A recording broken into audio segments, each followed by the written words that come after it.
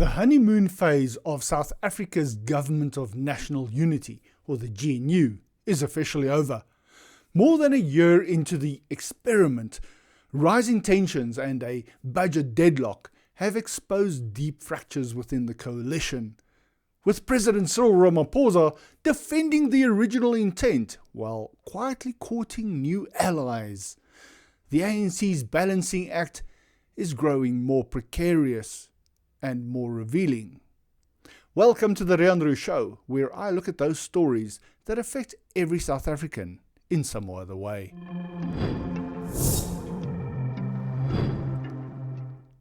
The Government of National Unity, the GNU, was meant to bring stability after a messy election.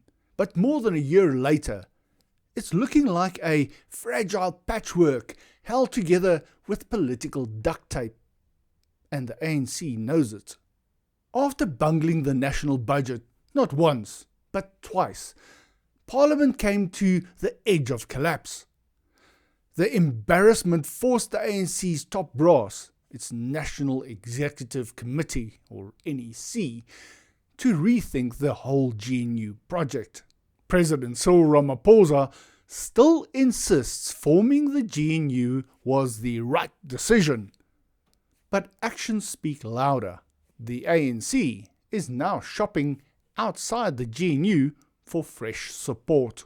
Following a tense 4-day NEC meeting at the Germiston Civic Centre, Ramaphosa announced that the committee wants to explore expanding the GNU to stabilise government and push forward key priorities.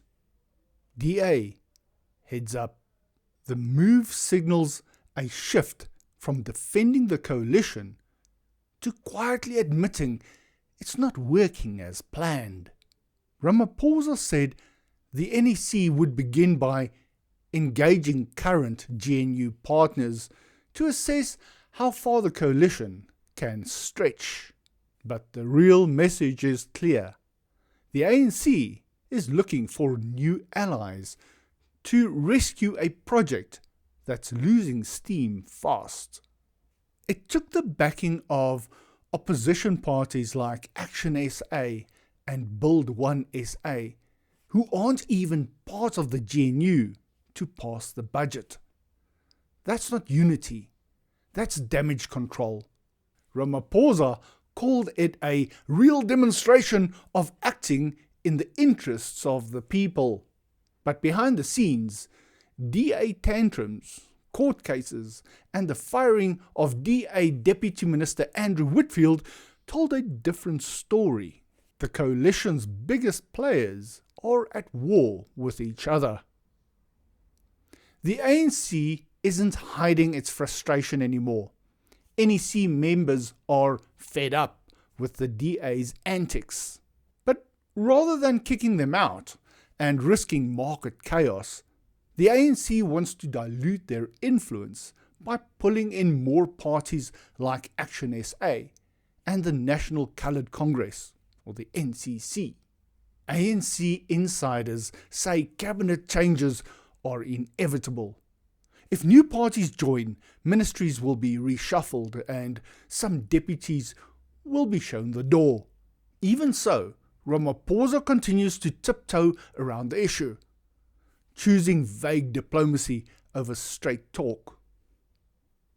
Action SA is willing to chat, but only if the GNU turns into something real.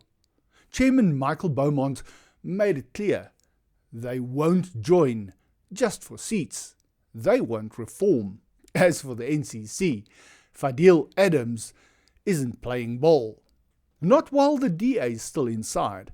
In his words, they have no interest in the poor. We can't work with the DA and we're not moving away from that position. At the ANC NEC's 4-day strategy huddle in Germiston, Ramaphosa avoided mentioning the possible newcomers. Instead, he spoke broadly about strengthening the GNU with parties willing to help drive growth, fight poverty, and lower the cost of living. The idea is to start talks with current GNU members first, then explore options for expansion. But with tensions high and public trust low, it's clear the ANC's unity project is limping, not leading. In true ANC fashion, the path forward is paved with cautious diplomacy and internal contradictions. They won't boot the DA, but they might crowd them out. They promise reforms, but rely on last-minute deals. They call for unity, but build alliances based on convenience, not conviction. The GNU was meant to unite South Africa's fractured politics, but as things stand, it's just another power shuffle with the same tired players. And the public is left wondering, who actually runs the show? If you have any thoughts on this, please add them to the comment section. Thank you for watching, and if you found any value in this video, please do like, share and subscribe, and I will catch you in the next one.